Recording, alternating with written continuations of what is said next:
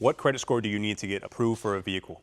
Lots of times people go into a dealership not really understanding their credit situation because they think since they have a credit score, most banks will be able to work with them. And no, unfortunately, credit scores are tiered. Since they're tiered, you want to be within the specific set of tier, which means that you will need at least a 650 credit score or above to get a decent rate. And when I mean decent rate, could be subjective because banks also look at something called comparable history.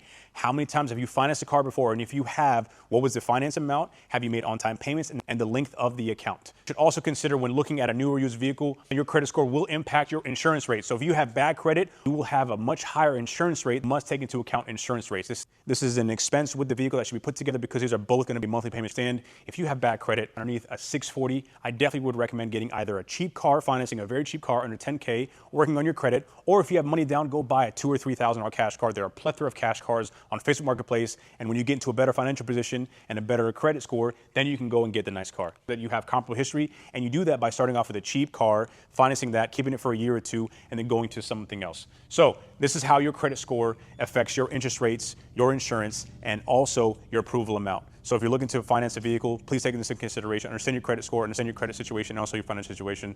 This is how we're going to make better financial decisions for ourselves, and it starts when buying a car.